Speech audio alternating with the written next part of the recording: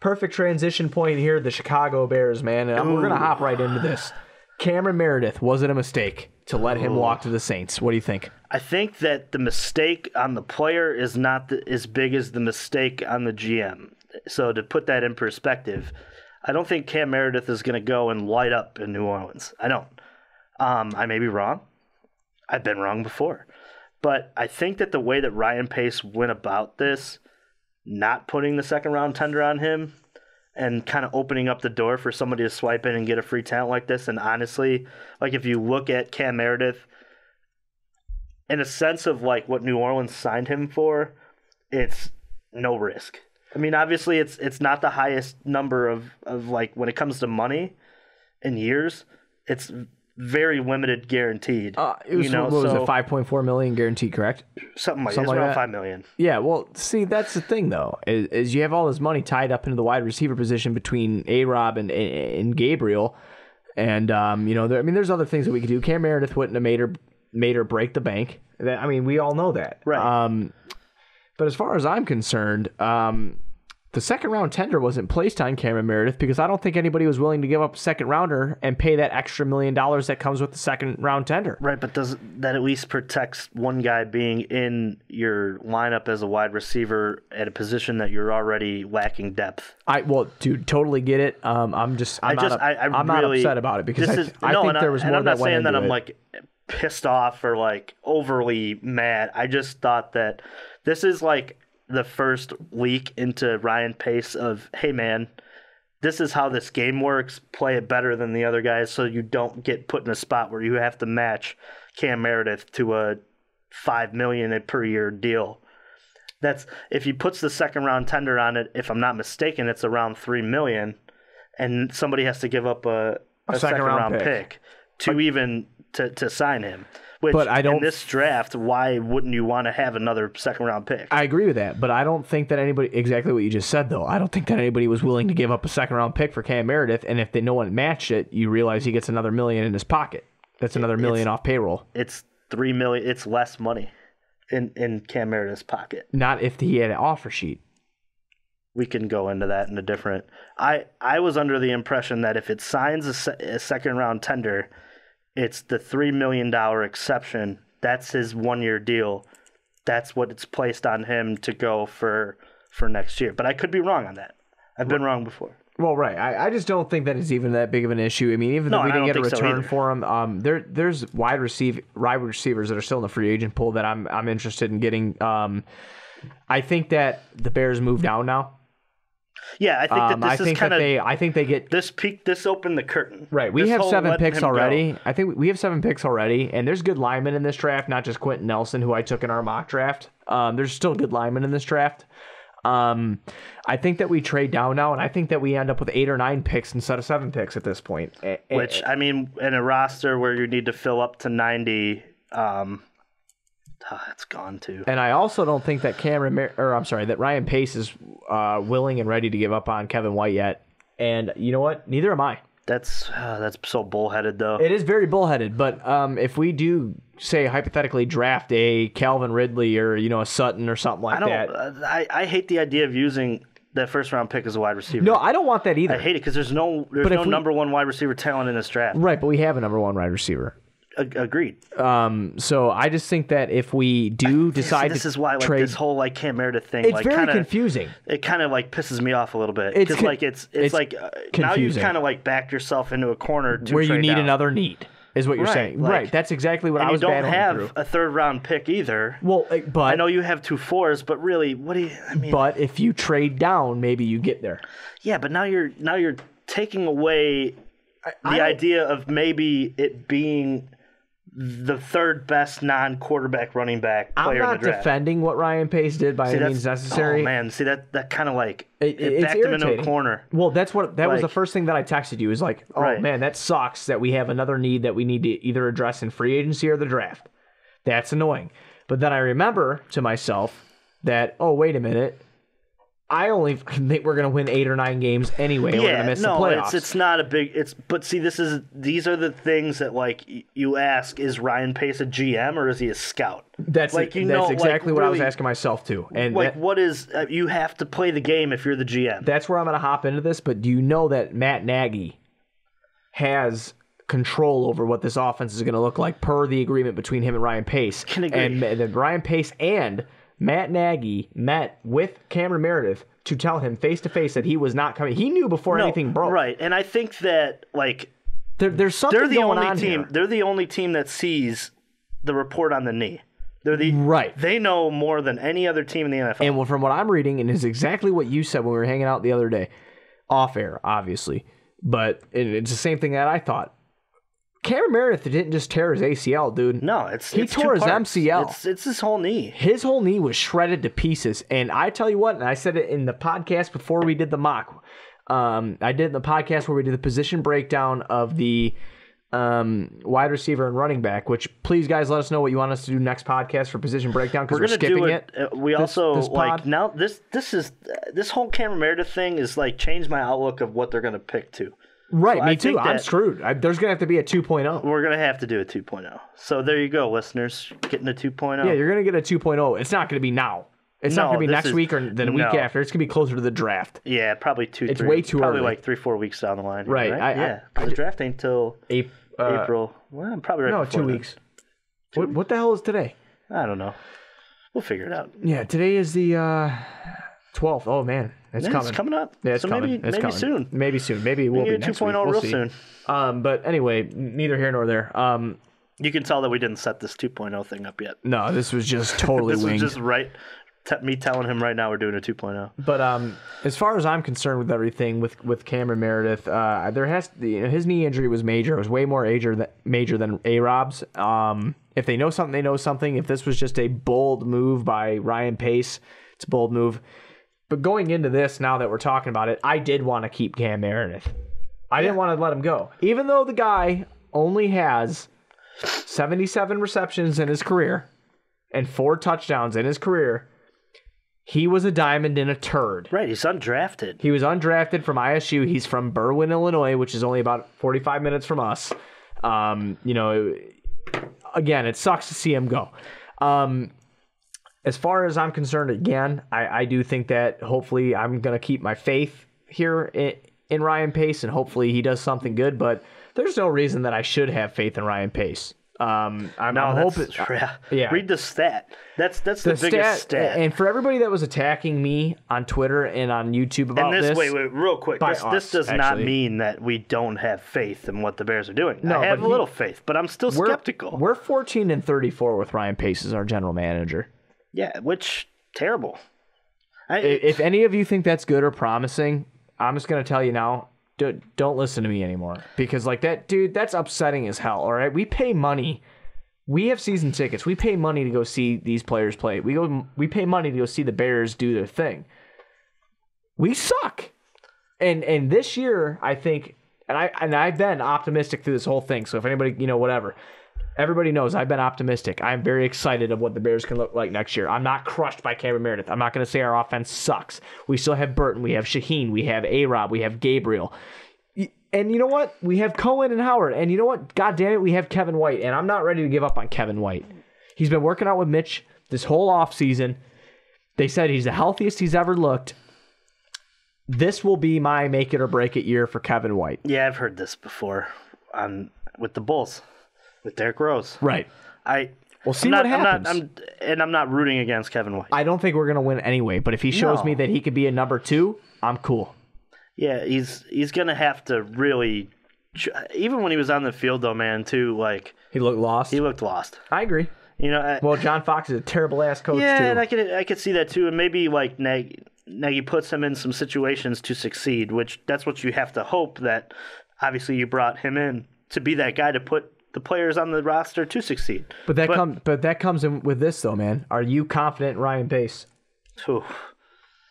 I can't say yes. Neither can I. And I'm going to hope, though. What gives me faith other than he drafted Mitch Trubisky? We don't even know if Mitch Trubisky's good yet, dude. Good yet. What? So I mean, there's been so many things that he's handled bad already. It's this whole Cam Meredith thing is like. I know that you're upset about the second round tender. I understand that, but that was another $1 million that they were going to have to pay him, and I really do think that something's going on with his knee where Ryan Pace was like, you know what, I'm going to pull out. Put yourself in position to maybe have a second rounder if somebody's going to take a chance on that. I get it, but I don't think that he thought anybody was going to take a chance on it. You gamble. It's a gambling game. Yeah, he gambled and he lost bad. Yeah, he did because lose now bad. He has a position of we need. think he lost bad. We'll see what Cam is. Now he has a is. position of need because at least it's a body. At worst, he's a body who's out there. And I know that he's coming off of the knee surgery. I get it. And I said at the beginning, I don't think he's going to make big noise. But still, it's in a draft where you have limited picks because you traded up, you created another need. Well, what do you think about him bringing in Jeremy Maclin? Who's also been with Nagy, and he's only 29 going on 30. For a 1-year deal, show it, sure.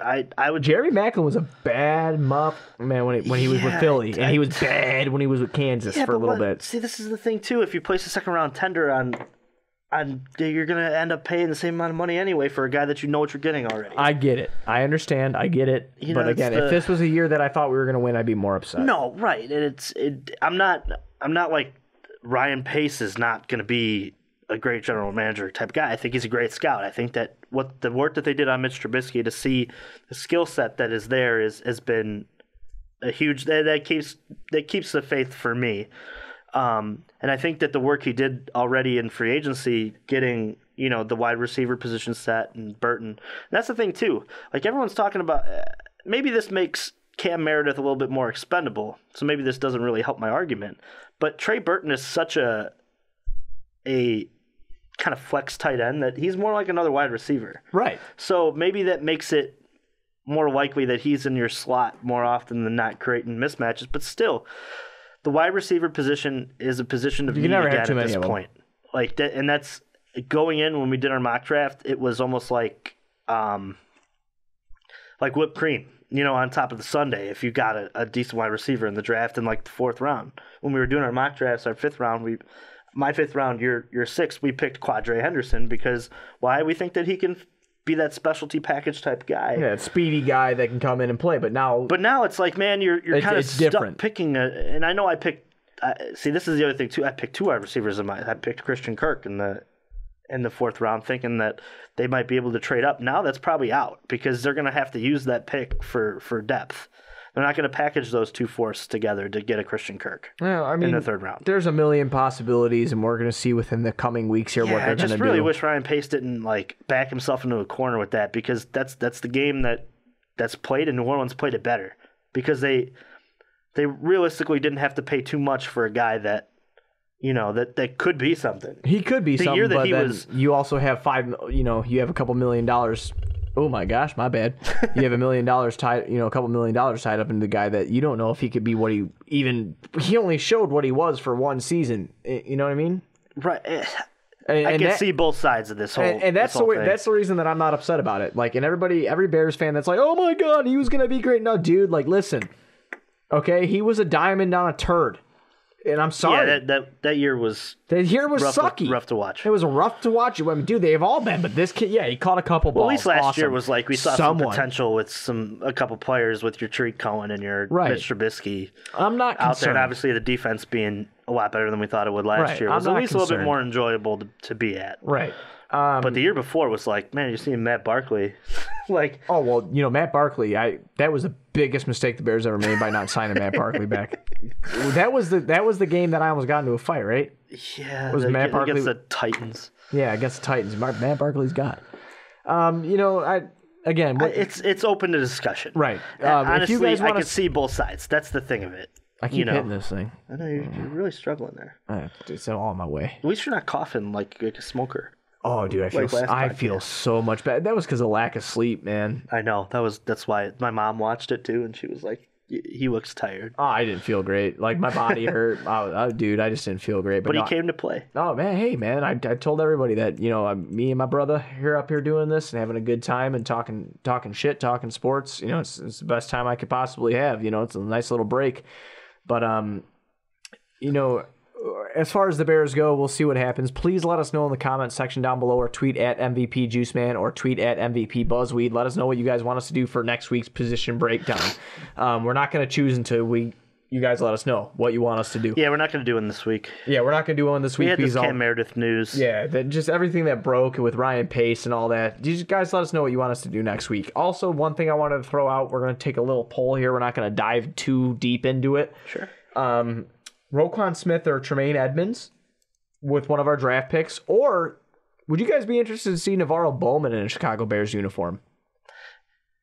Yeah, are we gonna dive into what we think about that? Or? I mean, I want him. I know you don't. I obviously in my mock draft took Tremaine Edmonds with the 8th, and now that I think that's done now. Our mock drafts is so changed now. They're not so funny. Ripped up. It's not.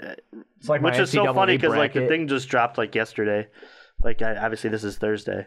Yeah, so dropped it. Yeah, this was a week ago we did our mock, right? Yeah, it was last Thursday. So like within a week, it's already there's needs that I've changed to. Right. So I mean.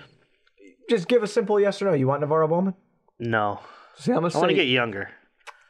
I want a established linebacker alongside Danny Trevathan, maybe to teach some younger guys like Kwiatkowski and It's stuff. only because I don't think we're going to contend next year, and why? Well, I mean, if it's only a 1 or 2 year deal, I'd rather have the 19-year-old. I get that. I understand that. I get it. But I mean, are we going to take the 19-year-old at this point now that we might need a receiver? Are we even picking at 8? Right.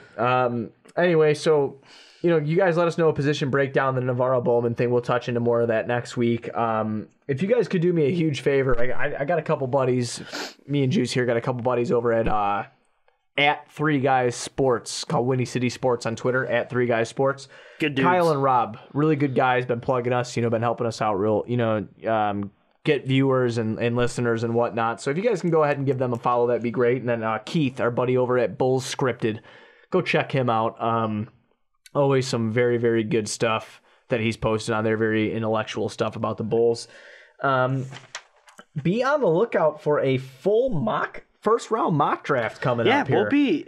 Let's talk a little bit about this. Let's take 5 minutes here. I'm fine with that. We are going to be in the same room for the first time ever with besides with Mark.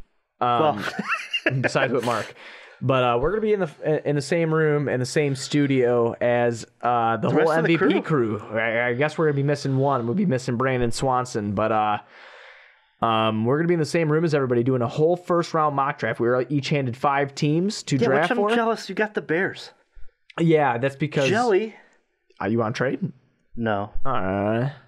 But I've already decided I'm taking kickers with my first 5 picks. It's funny. I love those guys to death. It's been cool working alongside Ricky and Mark, and then watching Sean and Brandon and Dave do their thing and stuff like that. But they're a very serious bunch of guys, man. I know. So we're just gonna go in there and pick a bunch of kickers. Yeah, we're gonna get some kickers and some punters. I may pick the Water Boy. We're gonna blow this. So Bobby Boucher. I may pick Sunshine from Remember the Titans. And we're here to blow this up, man. No, we're not gonna. No, we're not gonna do that. Maybe. I actually wrote down a full first round mock draft. 3 players for each team. We should maybe dive into what teams we have.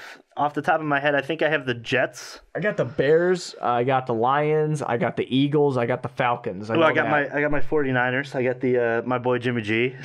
Hoping to get him some difference makers on the offensive side. But that's about all I got though. I can't remember. I can't remember my 5th team. I just named. I'm drafting all the AFC Central. Is it? Yeah. North. AFC except for the Browns. Oh, there you go. So I have the Ravens, the Steelers, who's the other? The Bengals. I just think it's so funny that Mark gave me another NFC North team, because if anybody knows me well, I don't do fantasy football because I don't draft anybody from the NFC North if you're not a Bear, and I've done that for years. I retired on top. I'm a 3-time champion in our fantasy football league, but he gave me the Lions. If you think I'm taking that seriously, no, I'm giving him I'm taking some dude who's projected to be undrafted. Yeah, you should definitely take 9 quarterbacks. I'm going to take Johnny Manziel. Oh, so smart. Well, wait, he was already drafted. I don't give a shit. That's a good pick. Yeah, exactly. He's going to come over there and do a line off Stafford's Martin butt. Gramatica, so he can run around. Jeez. But yeah, be on the lookout for that. Be on the lookout, obviously. For, We're excited about that because Yeah. we've never been in the same room underneath the same wavelengths as the rest of the MVP group. No, this is going to be the first time the Outcasts are going to. I'm not even going to say that they're gracing us with their presence. We're gracing them with our presence. It's going to be coming. We're coming. It's going to be the first time that they're going to be able to ever see the Outcasts live and in person. And I'm going to tell you something right now. I don't know if the place that we record at brings beer. But we'll be bringing beer there. Yeah, we'll be bringing beer there. But so you're gonna try to Kirk Heinrich your way out of here, or what? What's going on? We haven't Kirk Heinrich our way out. I gotta pee. Oh, okay. Oh, I hit my head. I gotta pee, and yeah, the goat's Kirk Heinrich. No shit, dude. You could do way better than that, but yeah. Well, okay. Okay, fine. So NBC Bulls put up a pyramid on who they gave you $9 on to build a 3-on-3 team. Which I took Michael Jordan and put $4 in my pocket. See, he did that, but this is why he loses. Mike was the only person that was under 5. Then you had, what was over it? $5. $3 and then $2, right? Yeah, $3 and then $2. Something like that. So if you take Michael, you have to take 2 guys from the $2 Right. pool. So I took Mike. I took who you're repping today. I took D-Rod, Dennis Rodman, and then I took the GOAT, Kirk Heinrich. And people were so confused on Twitter. They were like, wait a minute, you said you took the GOAT, and then you took MJ and Rodman. Then who's your third? I'm like, the GOAT. And they're like, what do you mean? I'm like, it's Kirk Heinrich. I'm like, don't be stupid. You know what I'm saying? Like, don't be dumb. You know that he is the best that ever laced him up. You're just telling other people not to be stupid, and you're the guy who said Kirk Heinrich was the GOAT. Don't worry about what I said. But we're gonna lead you guys out of here on that note. Again, if you're watching us on YouTube, please be sure to like, comment, and subscribe on this video. On all 3 of them that come out, because they're gonna be broken down into 3 sections. You know, you got your basketball, you got your baseball, you got your football.